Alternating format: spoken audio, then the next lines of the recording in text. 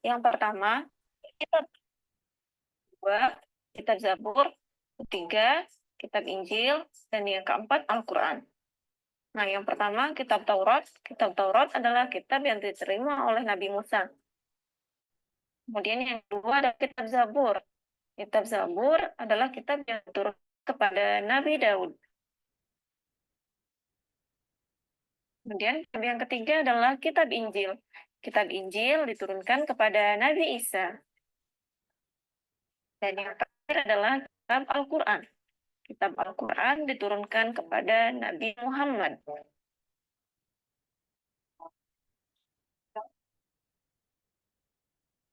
Kitab Taurat, bahasanya dalam kitab Taurat itu adalah menggunakan bahasa Ibrani. Kemudian dalam kitab Zabur, bahasa yang digunakan adalah bahasa Kipti.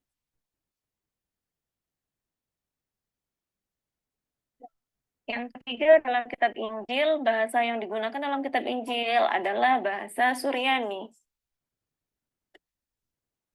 Kitab yang terakhir, kitab Al-Quran, bahasa dalam kitab Al-Quran menggunakan bahasa Arab. Nah, isi dalam kitab Taurat itu berisi 10 firman Allah, di antaranya keharusan mengakui keesaan Allah dan mencintainya. Yang kedua, larangan menyembah patung atau berhala. Yang ketiga, perintah menyebut nama Allah dengan benar. Kemudian, Oke, itu tadi merupakan video yang berkaitan kepada kitab-kitab Allah. Sudah dilihat tadi, Nak? Sudah, Bu. Oke, kira-kira sudah tahulah ya keempat kitab tersebut.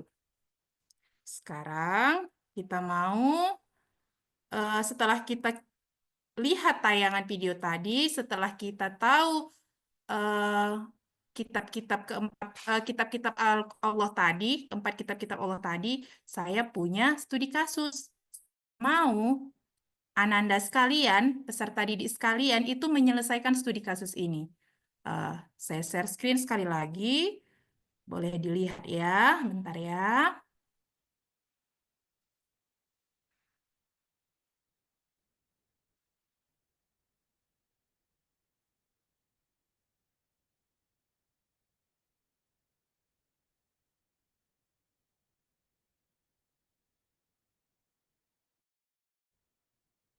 Oke, share screen. Ini share. Sudah nampak share screen-nya, Nakku? Belum, Bu. Sudah Belum. nampak tayangan? Belum? Belum, Bu. Belum terlihat? Belum, Bu. Ya.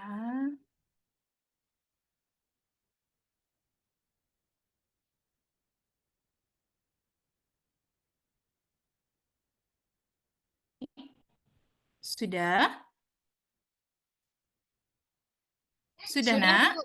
Sudah, Bu. Sudah, Bu. Oke. Sudah. Inilah studi kasus yang mau kita bahas. Ayo kita baca dulu. Bu Nur Samsiah. Nur Samsiah coba baca dulu Saya, Bu. studi kasus kita. Iya. Seorang remaja bernama Ahmad tumbuh dalam keluarga Muslim yang taat. Ia sering mendengar bahwa salah satu rukun iman adalah percaya kepada kitab-kitab Allah, yaitu Zabur, Taurat, Injil, dan Al-Quran. Meski demikian, Ahmad merasa kurang memahami bagaimana keimanannya terhadap kitab-kitab Allah ini dapat diaplikasikan dalam kehidupan sehari-hari. Masalah, Ahmad mulai menghadapi tantangan ketika berinteraksi dengan teman-temannya yang berasal dari berbagai latar belakang agama. Sebagian dari mereka berbicara tentang Taurat dan Injil, sementara Ahmad hanya mengenal Al-Quran. Hal ini membuat Ahmad merasa bingung. Pertama, apa hubungan antara Al-Quran dengan kitab-kitab sebelumnya?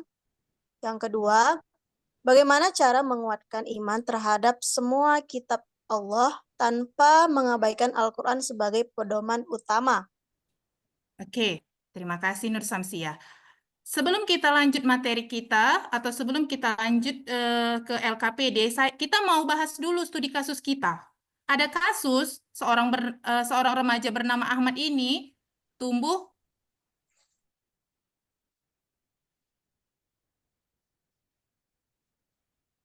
di lingkungan keluarga yang fanatik ya Muslimnya. Inilah dia studi kasusnya. Kemudian ada masalah yang mau kita pecahkan. Ada dua. Apa hubungan antara Al-Quran dengan apa yo? Dengan kitab sebelumnya, Bu. Oke, apa hubungan antara Al-Quran dengan kitab sebelumnya? Jadi Al-Quran itu kan kitab terakhir. Apa hubungannya? Yang kedua, bagaimana cara menguatkan iman terhadap kitab-kitab?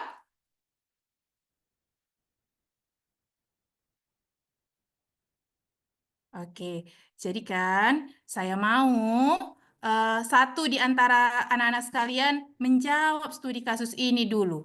Coba dulu Hairina, nomor satu itu. Apa kira-kira hubungan antara Al-Quran dengan kitab-kitab yang terdahulu? Itu kan bisa. Kurang paham saya, Bu. Oh, kurang paham. Iya, Jadi Bu. kan, iya. Coba Arif, kira-kira kamu sudah bisa belum menganalisa studi kasus ini? Apa hubungan antara Al-Quran dengan kitab-kitab sebelumnya? Siap, Bu.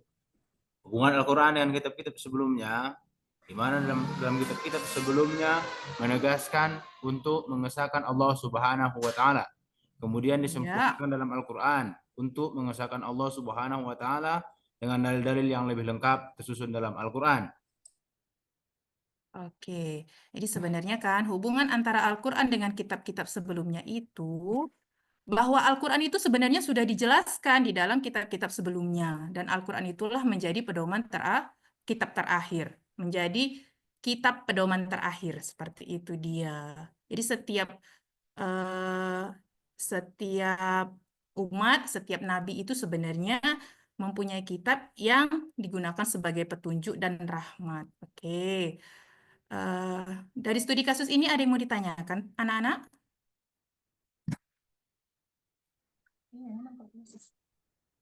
Ada yang mau ditanyakan dari studi kasus ini? Saya mau bertanya, Bu, Apa itu Samsiah? kenapa Al-Quran sebagai pedoman utama, Bu?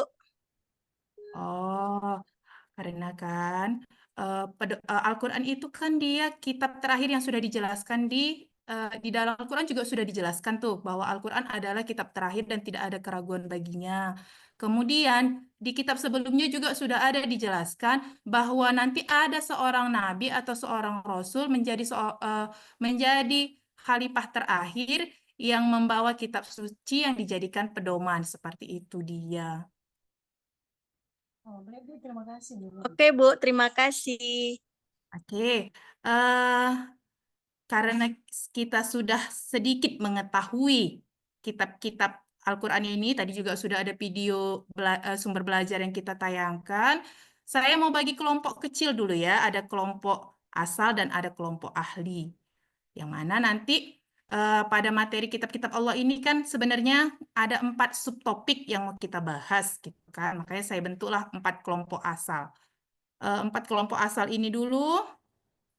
Muhammad Arif ya jadi pemimpin kelompok 1. Nur Samsiah menjadi Muhammad Arif menjadi pemimpin kelompok 1 dengan subtopik pengertian iman terhadap kitab Allah. Kemudian kelompok 2 Nur Samsiah subtopiknya itu nama kitab-kitab Allah. Yang ketiga itu Umi Supianti, kelompok 3 subtopiknya itu hmm,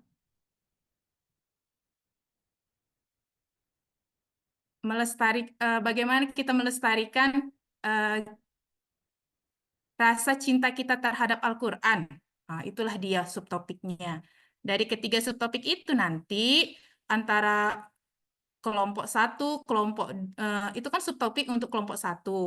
nanti di kelompok 1 yang memahami tentang pengertian iman kepada kitab Allah, itu kita bentuk lagi kelompok ahli. Jadi nanti yang kelompok 1 bergabung, yang subtopik pertama bergabung dengan subtopik pertama, yang subtopik kedua bergabung dengan subtopik kedua, yang subtopik ketiga bergabung dengan subtopik ketiga, seperti itu.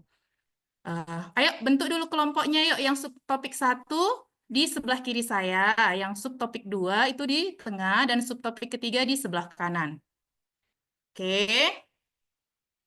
Sudah duduk di kelompok masing-masing. Oke. Bagaimana, Nak, hasil diskusi di setiap kelompok ahli? Sudah selesai kah? Sudah, Bu. Oke, kalau sudah selesai kembali ke kelompok asal ya. Ya. Yang kelompok tadi kelompok 1 kembali ke kelompok 1, kelompok 2 kembali ke kelompok 2, kelompok 3 kembali ke kelompok 3. Kemudian setelah itu, setelah kembali ke kelompok 3, ayo kerjakan bersama-sama. Kerjakan bersama-sama LKPD. LKPD dari materi hari ini tentang iman terhadap kitab-kitab Allah. Oke, bentar ya. Ini dia LKPD-nya saya bagikan. Nanti silahkan kerjakan. Ini dia. Sudah terlihat LKPD-nya, anak-anak? Sudah, Bu. Oke, bersama kelompok asal semuanya, diskusikan analisa tentang pengertian iman kepada kitab Allah, nama kitab-kitab Allah, perilaku yang mencerminkan cinta Al-Quran, pecinta Al-Quran. Ayo, silahkan kembali ke kelompok asal, kerjakan. Setelah selesai, nanti baru kita baru kita lakukan presentasi. Jadi siapa yang sudah selesai menganalisa ketiga subtopik ini, bisa nanti antarkan ke depan pada saya, kemudian silahkan presentasikan di depan teman-teman kamu. Ada yang sudah siap? Sudah, Bu. Oke, silahkan. Arif bawa lembar LKPD-nya, coba presentasikan apa kesimpulan dari analisa kalian terkait iman terhadap kitab-kitab Allah. Analisa kami dari kelompok 1 terhadap iman terhadap kitab-kitab Allah, submateri pengertian kepada kitab-kitab Allah, yaitu iman kepada kitab Allah itu adalah percaya dengan sepenuh hati bahwasanya Allah menurunkan kitab-kitab kepada nabi-nabi pilihannya. Itu. Oke. Dari kelompok lain? Dari kelompok 2? Siapa tadi kelompok 2? Samsiah ya?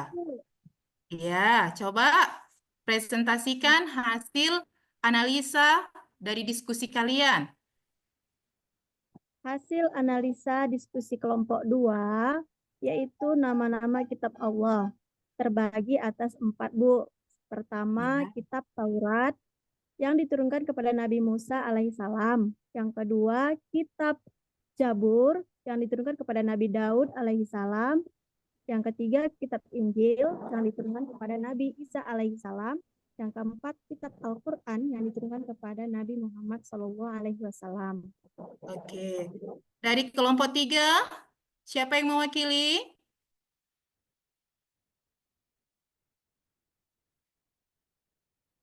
Oke. Hari ini, inilah materi kita.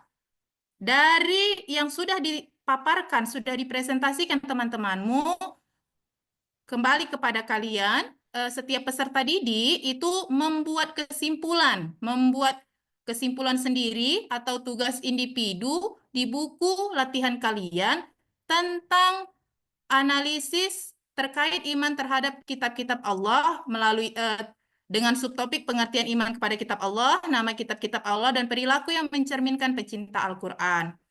Oke, karena waktu kita sudah mau habis, sudah mau pulang, sekitar 5 menit lagi.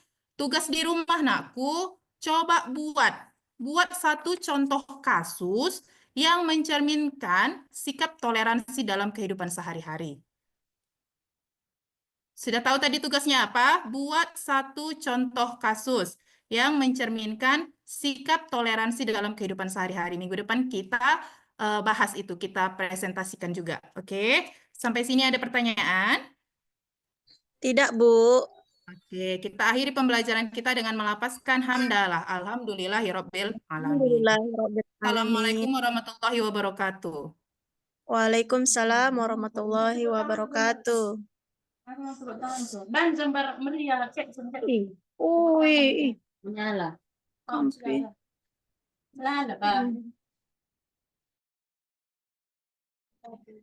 Ya, betul. Layak untuk dapat aplaus. Oke, Bu Widya, saya beri kesempatan Bu Nurliana untuk memberi komentarnya.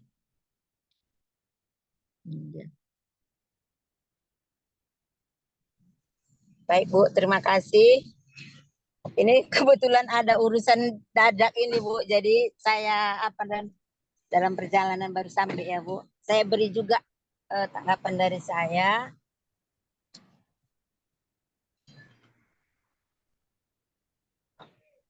Bentar ya Bu, saya ambil posisi dulu ya Bu ya.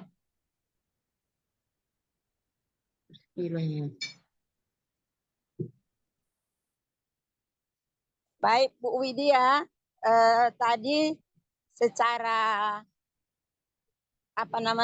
secara keseluruhan saya menilai memang layak dapat approach yang bagus. Kemudian dalam modul ajar Ibu juga sudah bagus. Hanya saja mungkin tadi Ibu lupa ya menyampaikan tujuan pembelajaran. Benar Bu, gugup saya Karena Bu. mungkin lebih semangatnya, karena semangat kali. Jadi awal saya menilai gini, Bu Widya ini kok kayaknya agak apa gitu ya, sama murid agak sinis gitu ya. Ternyata itu bawaan Ibu ya. Iya Bu. Bawaan wajahnya seperti itu. Jadi tujuannya kayaknya Ibu lupa menyampaikan kepada peserta didik karena semangatnya. Kemudian tadi di dalam Ibu PBL ya Bu ya? Iya Bu, benar PBL Bu untuk jenjang Ya. pasif. Ya, seperti tadi sebelum Ibu tampil, Ibu dosen juga sudah menjelaskan bahwa PBL itu kan harus mengajak siswa kita berpikir kritis gitu ya kan. Kita munculkan satu masalah. Tadi di pertengahan materi, Ibu menunjukkan satu kasus untuk dibahas bersama. Nah, seharusnya menurut saya kita munculkan dulu pertanyaan di awal tentang Al-Quran tadi. Anak-anak kan otomatis berpikir nih, bagaimana? Jadi kasusnya tiba-tiba di tengah muncul. Jadi kalau itu Ibu tayangkan di awal, itu saya rasa lebih mengajak anak-anak itu berpikir. Oh iya ya, kalau ini terjadi, apa solusinya? Kenapa bisa terjadi kan gitu. Jadi kita bawa dulu, tadi Ibu bawa anak-anak dulu belajar, kemudian muncul kasus. Kalau kasus itu di awal Ibu munculkan tadi itu makin sip itu Bu. Makin lebih apa anak didik kita makin lebih kepingin tahuannya itu lebih banyak lagi gitu. Ya, jadi Bu, ya. Untuk kedepannya mungkin itu yang bisa jadi apa sama kita untuk perbaikan.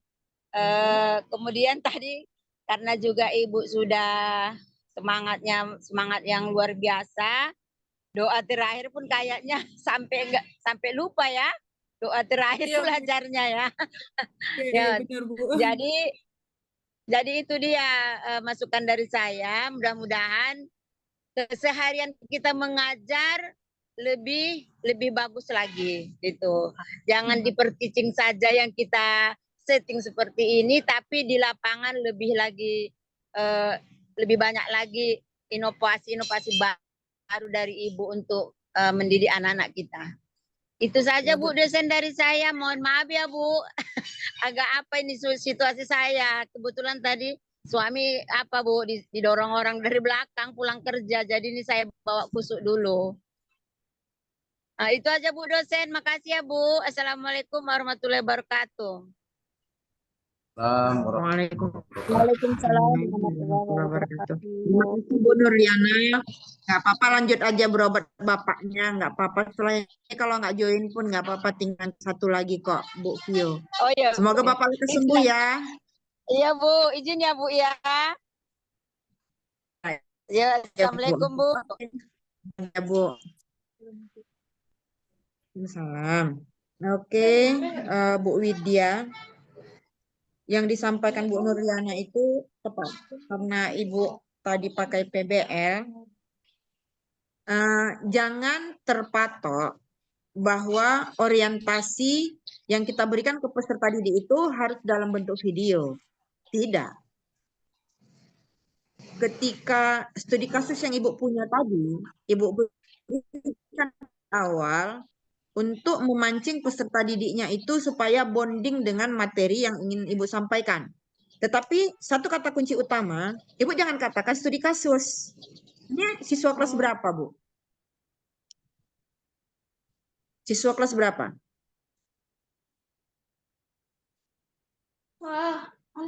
Bu Widya. Izin, Bu.